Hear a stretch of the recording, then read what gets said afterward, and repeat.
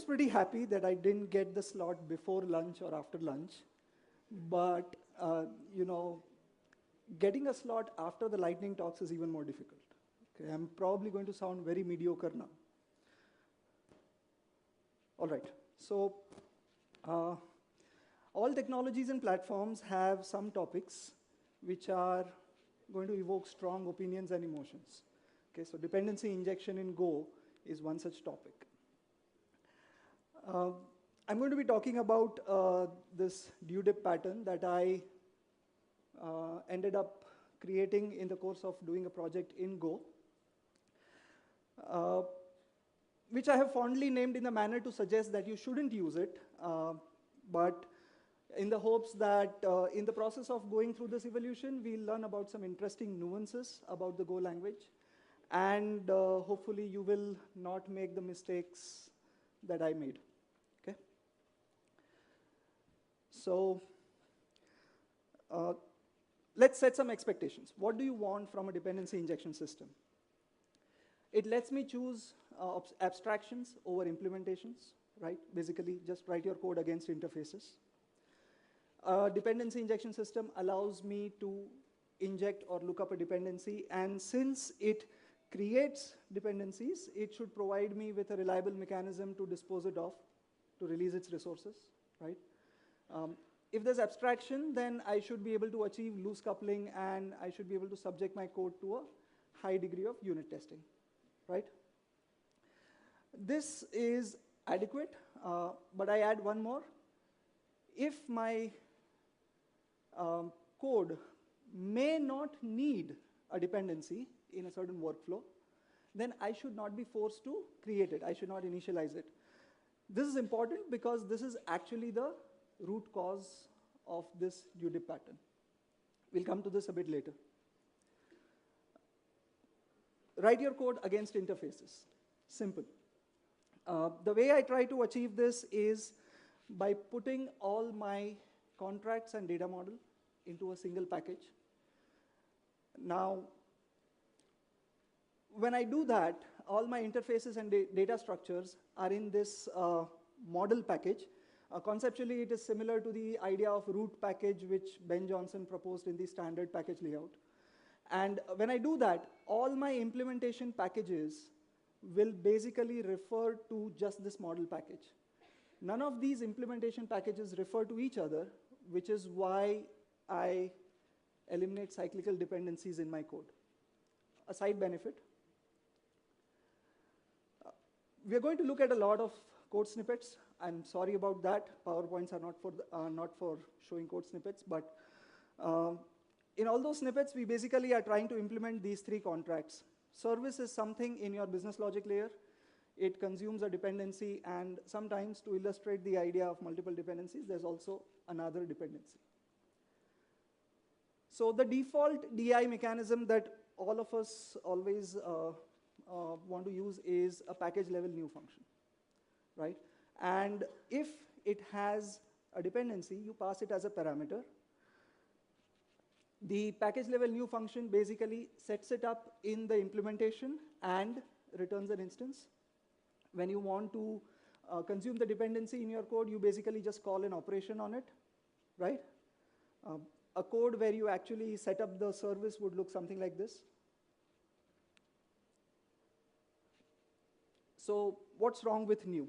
I mean, so it's a very simple and a straightforward mechanism. So if you're not doing anything terribly complex, stick to this. The first challenge is whoever calls this package level new function needs to know the precise implementations that should be passed, right? So you are shifting the problem of implementations to the layer above.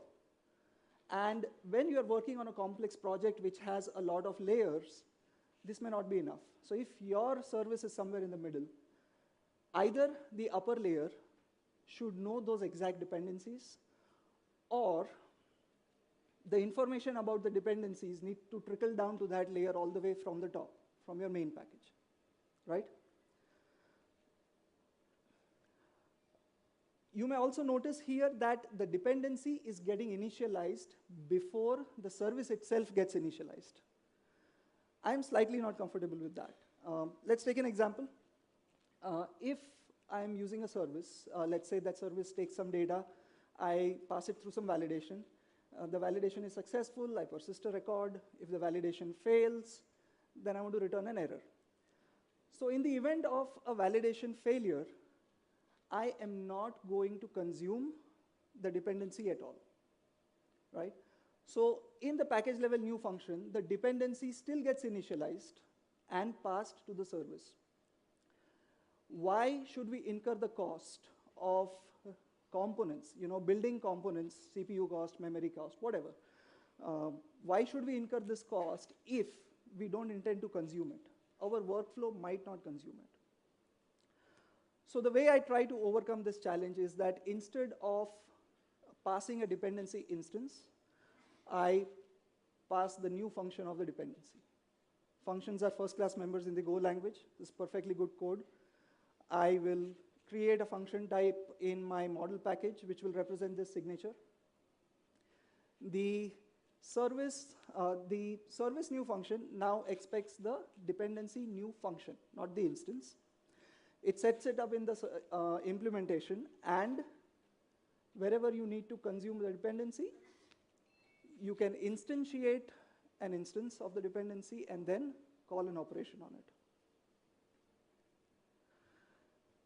Now, projects evolve, requirements change, the dependencies of the service will also change. You may add, replace, remove dependencies, right? And every time you do that, you change the signature of your service new function. And every time I change the signature of my function, it leads to a breaking change in code wherever this was consumed. Now, maybe you consume this function at just one location, but it still is a breaking change in code. I need to go there and fix it as well. So if you've ever dealt with a situation where the arguments of your method went out of control, you know that the right way to fix it is to squish all of them together into a single context class, right? One structure that takes in all the elements. So I'm going to try to put, let's say the service has two dependencies, and I'm going to try to put them in a structure. Now, Go doesn't let you embed functions in a structure. Okay? You can embed structures in a structure, but not functions. Maybe it's a good feature request. So I can either assign these functions to a public member in the structure and consume it directly, or I can assign it to a private member, in which case I will have to write some wrapper code. So this is how my initialization looks like. And wherever the implementation wants to consume a dependency, it will create it using those function types, invoke the operation. Now you are already seeing over here that the code is already a bit tedious, right? I'm writing some wrapper code. It's difficult to create the structure. So another couple of observations. The function types are still referring to package level new functions. Now, if my package level new functions need some complex orchestration, so let's say instead of returning a plain vanilla new instance every time, I'm doing a singleton. So in that case, I will have to rely on package level variables to achieve that. I generally discourage the idea of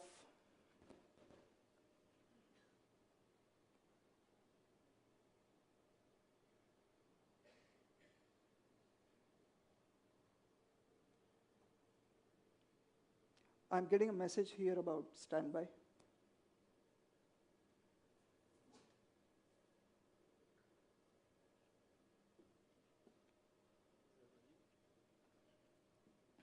Hold on. Yeah.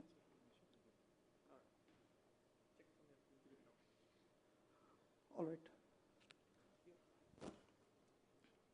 Okay. Yeah. All right, so we saw that this code is already a bit tedious.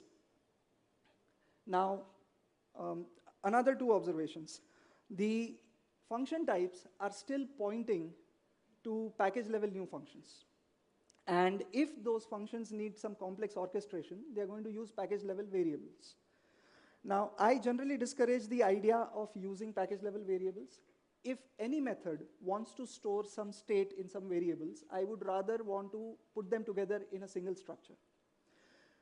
When I put them together, I can then reuse that implementation in multiple contexts, but if I leave them as package methods and package variables, then I can only consume them on the package context. It doesn't create more opportunities for reuse. Another, structures exhibit a different kind of flexibility than function types. I can change the members of a structure, and most of my code, not all of it, but most of my code will remain backward compatible, right? It's only for those members where I do some changes will it break. So only precisely the places where you are changing. I can hide my structures behind an interface, and that way I can even change the implementation where I need to. So in the interest of flexibility and extensibility, I decide to replace the functions with structures. So this is a package level new function for a dependency. It now becomes a member of a factory structure. I can create an interface that represents this contract.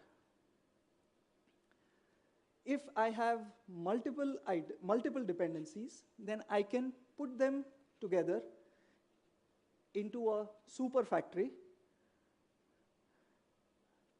We just discussed, I can embed multiple structures inside a structure. And similarly, I can embed the interfaces into a super factory interface.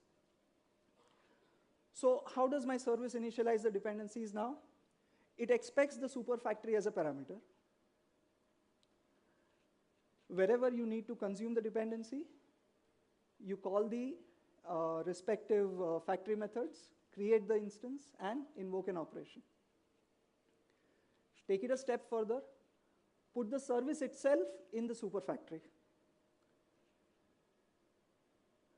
And so let's say if I'm doing this in my main method, I initialize the super factory, and I use it to create my service, right? Now, you can see here that not only do I create the service using the super factory, but I'm also passing it as a parameter.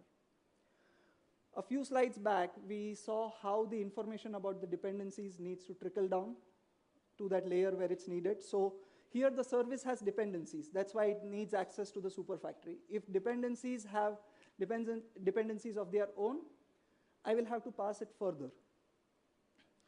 Now, you can see how this is a little bit tedious, and we can overcome that with a global reference. So in my model package, I create a reference to the super factory. My main method sets it up, initializes the service, and wherever the service needs, it creates a dependency using that same super factory. You may have observed that we are not doing injection anymore, right? The dependencies are not getting passed at the time of construction. They are not being set up in setters. We are creating dependencies only when we need them. So we are doing a lookup. And hence, we can reliably depend on the defer syntax of the language to dispose of this dependency and release its resources when we don't need it anymore. I also like the context here that, within the context of a specific service feature, right, I will create my dependency and release it as well. Unit testing, right? You cannot say enough about the benefits of unit testing. So I use GoMox at a lot of places in my unit testing. So here, I'm creating a test super factory, right? it is going to support the same contracts which the superfactory interface supports. I embed the mock dependency factory, and just to make it simple, not to put the dependency itself in a different structure, I can embed the mock dependency also over here. So when I want to unit test, I set up this test superfactory. I set up the unit test itself, what the expectation is from the mocks. Assign this test superfactory to the global reference and invoke my service. Right? The rest of the code will function as is. No change required anywhere else. Now, at this stage, we have already fulfilled all the expectations that we outlined in the earlier slide. Some interesting benefits of this pattern. I can create multiple implementations, right? So most of my examples, I'm returning a new instance on every call, but let's say I want a singleton. I implement the orchestration of this singleton in the method, which is adhering to the same contract as my older factory. I simply change the embedding, right? Just a one-line change. I don't need to change any other code anywhere else in the service or the dependency to support this new orchestration. Similarly, if I'm replacing my, some third-party library with a different third-party library, if I adhere to the same contract, then I can transparently create a new factory for the new library, just change the embedding, and the rest of the code works. Multi-embedding is a very interesting thing about Go. If you come to think of it, it almost feels like multiple inheritance, right? You can embed multiple structures inside a outer structure, and you can access the individual implementations from the outer parent structure. If you try to do this in any other language, you cannot. Let's say, well, I don't know all the languages, but let's say Java and C#. So I can extend only one class. And even if I put individual factories as members, I will still have to write a reasonable amount of wrapper code to consume it. I cannot consume it directly. But in Go, embedding is just a one-line step. What is a presentation without some numbers? So when I needed this DI, before I came up with this pattern, I evaluated some different DI libraries and patterns already out there. So these are a couple of third-party dependency injection libraries which work on the concept of a graph or a container. And these are the times in nanoseconds, just a very simple Go benchmarking done on the sample code of these libraries. Compared to these two, these are the language inherent DI patterns. So the last one is the package level new function, and the second last is assigning a function to a package level variable. So you can see that those options are pretty cheap. In fact, the package level new function is so ridiculously cheap that you'd rather want to do that than anything else, right? DUTDIP is not bad. Comes close to the language inherent mechanisms because we are not actually doing a lot of voodoo or magic. We are just building the language structures and the language methods and setting them up in the right way. So the question that remains is, why am I calling it DUTDIP? Don't use this dependency injection pattern. So I think everybody will agree that the way this pattern has evolved, I'm probably doing a bunch of things that normally you don't do when you write some code in Go. I might even be violating a few well-known Go idioms, right?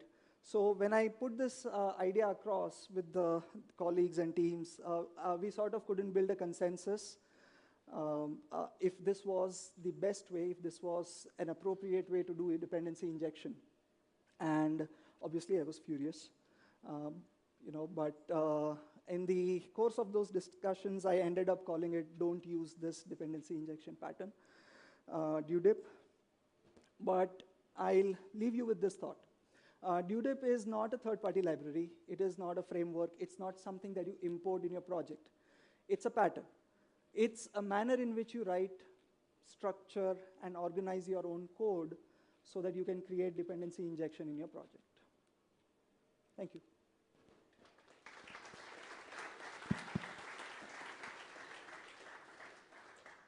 So going by the naming convention, don't ask him any questions. No, I didn't mean that literally. Okay, yes, we have a question. You have a question, right? Okay.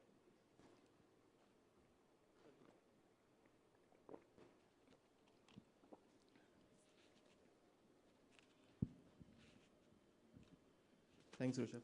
So my question is, in most of our circumstances when we write code, the new thing that you talked about, the package level new, where it gives me the service at the package level, it should suffice. So is there really, in such cases, in most of the cases, need for this pattern that you talked about? Yeah, most of the cases, the package level new function is adequate. But I was working on a project which had a web listener and a message queue listener. It had 5 services for a bunch of different structures that were supported in that microservice. There was the data access layer dependency. There was a parser. There was a validator for each of those data types. So there were a lot of components that I was using. And no, actually, the question is not whether we need a dependency injection. The question is, do you want loose coupling? And do you want to be able to do a good amount of unit testing with your code? And if you want to do, and if you want those two things, then there are a bunch of ways in which you can do it. Dependency injection is a good one because it removes tight coupling between a service and a dependency, right? So no, you don't need a dependency injection library. You need loose coupling and unit testing. And this is one way of doing it. But at the same time, all the steps of the evolution are dependency injection patterns. You might end up choosing any, based on what kind of code you are comfortable writing.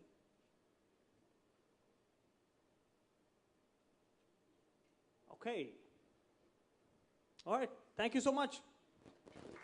Thank you.